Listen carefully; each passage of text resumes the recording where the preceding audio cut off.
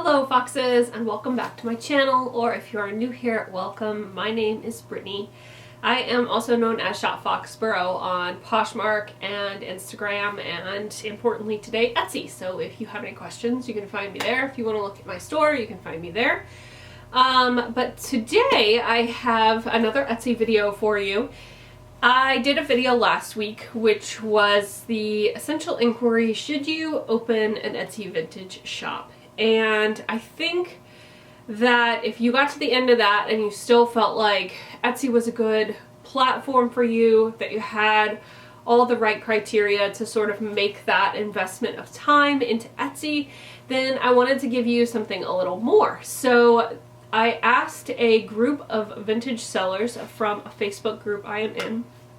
I will link that Facebook group down below in the comments if you would like to join. You can submit an application, but I asked a number of veteran Etsy sellers who sell vintage exclusively what their top tips were for someone who was a little bit newer to the Etsy game. And today I have a compilation of all of their comments for you. So if that sounds like something that you would like to hear, if you are interested in that, please do stick around.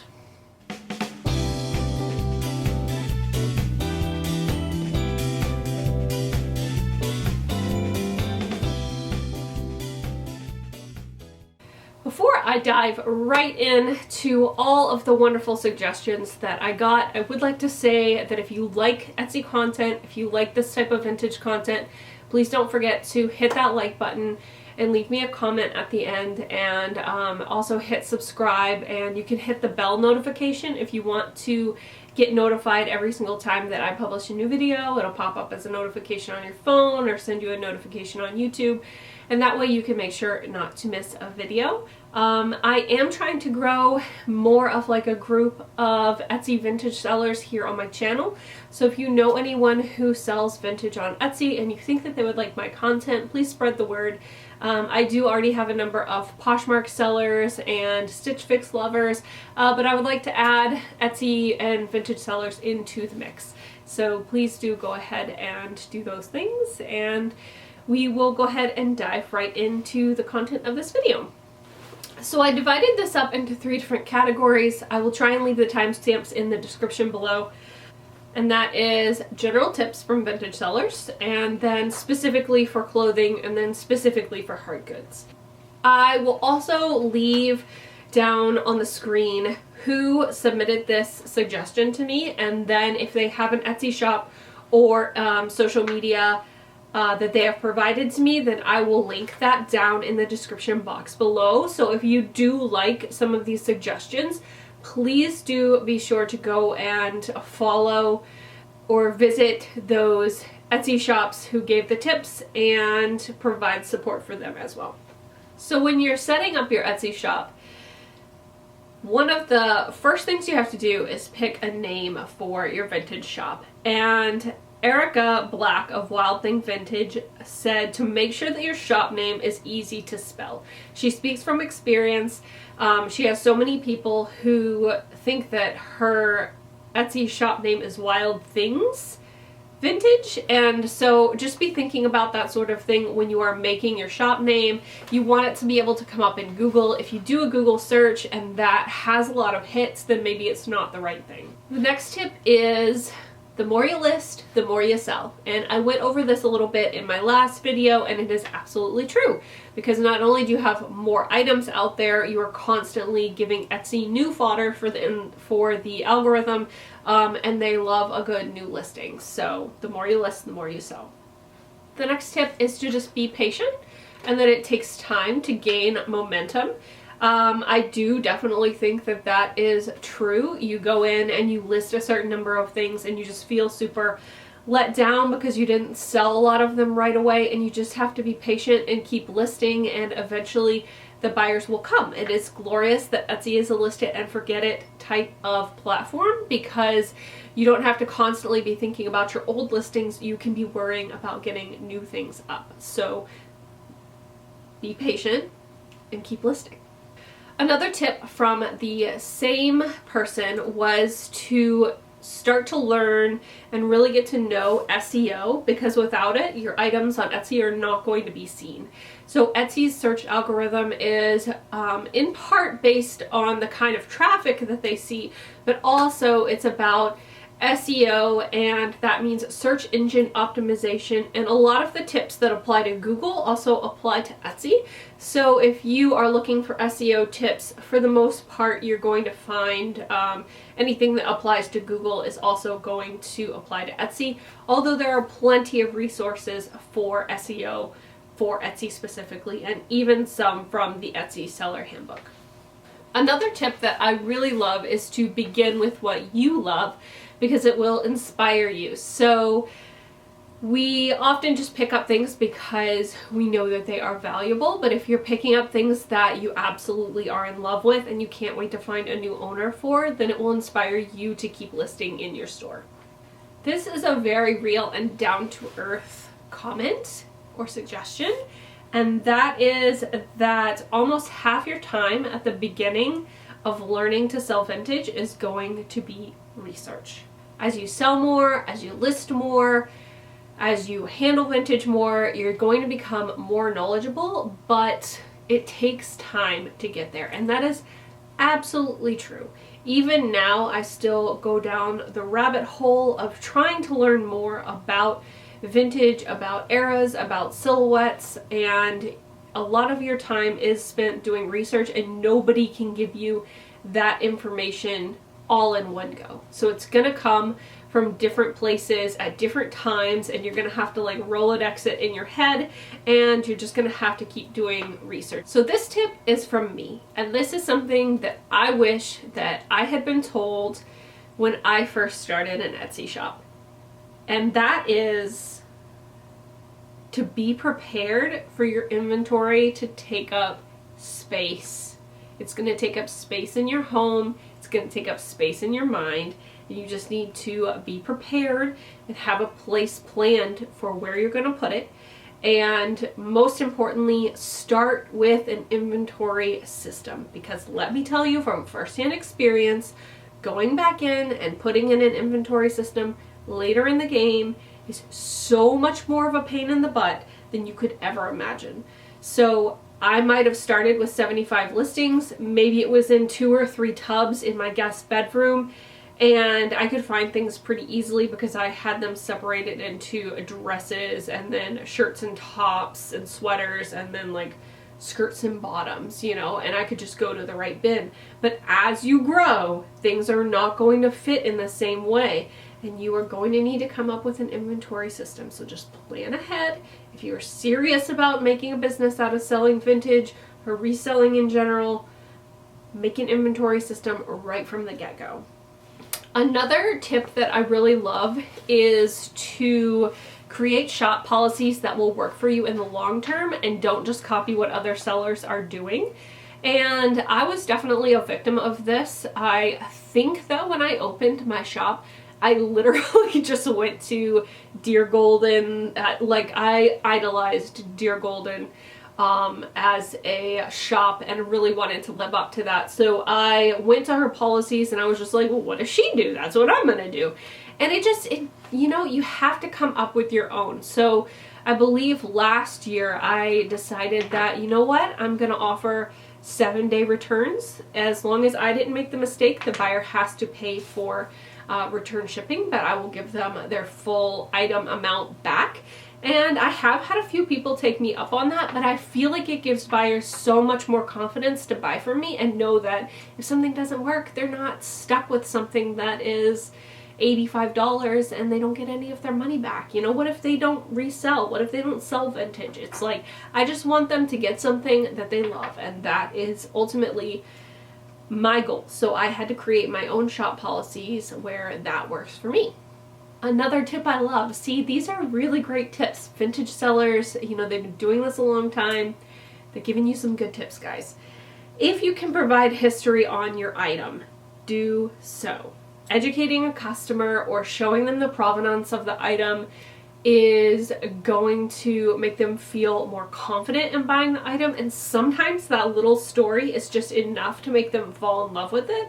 and make that purchase, and then, you know, bump up that conversion rate. So if you know, maybe you find an old magazine ad or an old newspaper ad for the item that you're selling, or you know where you got it, or a little bit about the owner of the item, or you have a picture of the owner of the item in the garment, or using the item that you're selling, make sure to put that in there. People care about where the stuff comes from. That's part of the Etsy experience. That's why they love shopping on Etsy. Sometimes if I am selling a piece of clothing, and let's just say I found a receipt or a little keychain or a rosary in the pocket of the piece of clothing or in the pocket of a bag, I will leave that in there, and I will let them know in the listing that it was in the bag when I found it, and it's just fun. It's a little piece of the owner before. So if you can educate a buyer, if you can provide them a history of an item, then they're gonna love it more. They're gonna fall in love with it easier. Another killer tip, listen to this one. If you're starting out your Etsy shop, you can create a certain number of sections in your Etsy shop. And you should do that when you start out based on the items that you have in your inventory, and maybe you grow a bit and you add a couple more sections. And you should divide items up into those different sections to help with shopping for your customer. But if you are out shopping and you are, let's just say, at an estate sale or at the flea market, and you come across something and you like it and you're kind of into it, or you think it's worth money, but it doesn't fit into any of your shop sections, that should be a key for you to not buy it, to just leave it behind. It doesn't fit in your Etsy shop. It's not part of your aesthetics. So create your shop sections and then stick with them. They're sort of like a guideline for what you should be bringing home. Next tip, trust your gut. If an item is too damaged for resale, leave it behind. Sometimes it breaks our hearts, but sometimes you just really do have to leave an item behind because it's either not worth your time, or it's going to take up mental space that you don't have, or it's going to go into a mint pile that is just going to grow and grow and grow, and you just don't have time to deal with it. So be realistic about the type of things that you can tackle, and then if it doesn't fit into the categories of yes, I can tackle it and deal with it and list it, then you need to leave it. Sorry. I hope you guys are writing these tips down because they are phenomenal. These Etsy sellers really went out of their way, took their time to stop what they were doing during the day and leave these tips for me to compile for you. There are just not a lot of Etsy vintage channels out there on YouTube, and I would just like to put a lot more Etsy vintage content out there this year, although it's not a very popular topic either, so hopefully you guys can help me change that by suggesting this video to other people who might be interested in selling vintage on Etsy. Okay, last tip in the general tips category, and that is to use as many photos as you can, and even the video feature that Etsy offers. You can upload a 15-second video, no sound, to show off your item in all its best light. And it really helps a buyer feel confident in their purchase, and for God's sake, show the tags. If the item has tags, take pictures of them. You don't know how many vintage sellers I see and they claim one thing or other is a certain date, but they don't put tag pictures up there, and I'm just like, guys, just show the tags. So use all the pictures, try out the video, take tag pictures. Alright, now we are diving into if you are a clothing seller. Also, guys, check this out. Look at these sleeves. Can't see it as well there. Oh my gosh, they're huge. I love this top. I got this from Lucid Voyage Boutique on her Instagram. She had like an Instagram sale, and I was like, I need that. So, clothing sellers. learn how garments were constructed during different eras. That includes like seams and how they are sewn together, whether they are serged, whether the seams are pinked. If you don't know what those words mean, you should. How the tags are attached, how hems were done, if it's a blind hem, if it has lace bias tape on the inside of the hem. You should know these things and kind of what they mean for all of the different eras, and it can kind of give you a clue into the construction of your item. Learn how to get rid of scents and stains without the use of a dry cleaner, because if you cannot, then your dry cleaning bill is going to be astronomical. And there are some vintage sellers who do use dry cleaners and they don't have time to wash everything themselves, and that is fine. But then there are some of us who would just rather do a little bit of that extra labor ourselves and keep the, you know, dry cleaning money, and you can really get a lot out on your own if you just learn. It has been 12 years, but I am more or less a stain wizard at this point, and Google is amazing for finding out how to get rid of specific stains. Just a hint. Another tip is, once you are serious about selling, if you know you want to do it, invest in the tools that are going to make your job easier. So dress forms, a good steamer, a nice camera, or a good phone. Just invest in what you need. Just invest in what you need to get the job done and get it done quickly and get it done beautifully.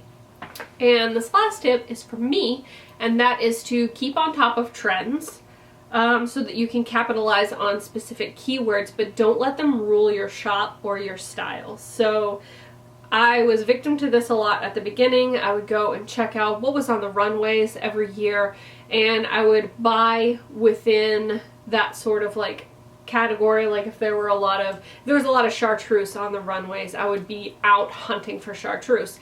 And that is fine as long as it fits into the aesthetic of what is in my shop already.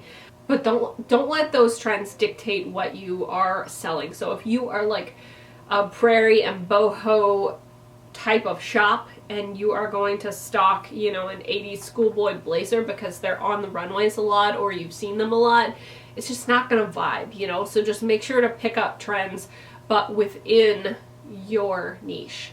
Okay, so now we are moving on to tips for people who are going to be selling hard goods or exclusively hard goods. So you should study fonts and typefaces from different eras. If items have labels, it can really help to date the piece. This is actually equally applicable to clothing, although I will say it's not a be-all end-all, both for hard goods and for clothing. You also need to think about how you are going to ship an item before you list it. For example, I have this tray in my Etsy shop. It is a mirrored tray, very beautiful, but when I first listed it, I didn't have a box that was large enough to ship that, so I would either have to Franken-box it or hope that I found a box before it sold. Luckily I did find a box, but just think about that before you ship it. Even veteran sellers make that mistake. Learn about shipping regulations. Larger items are going to cost more ever since USPS instituted their cubic shipping rates. So if you have, let's just say, a nice wicker basket and it's lightweight and you think, I'll be able to ship this for cheap, it's light, no big deal. But the handle comes up like 12 inches and then the basket is another 10 inches. That is now 28 inches plus the padding you're going to need above it and below it to keep it safe, and that is going to cost you a lot of money. So you should pay attention to the size of the items that you pick up before you pick them up. And the last tip today is to style your items in multiple ways so that buyers can really picture the item in their house. Style your photo shoots to inspire the buyer to see it in their own setting. So you might want to set up multiple little vignettes in different types of styles like mid-century or shabby chic, just to kind of show the buyer how it could work in multiple place settings. If you don't have that kind of time, that is okay, but a styled shot is usually going to sell a little bit better than just the item there. Okay. Holy cannoli, or as my son likes to say, holy camoli. That was a lot of tips. I hope that you found some that were good for you, that will work for your shop. Let me know down in the comments below what your favorite tip was. And do not forget to go check out all of the wonderful sellers who provided their feedback to help me make this video. Thank you all so much. And the Etsy Vintage Sellers Facebook group is a gem of a resource. We are not going to do your work for you, but it is a great place to post to get second opinions or thoughts on what something is, if it's a hard good, or eras, if it is a clothing item, or ask questions about just Etsy and the selling process in general. And I have found them to be nothing but wonderful people, and I hope that if you are an Etsy vintage seller, you will join us over there. So thank you so much, and I'll see you next time.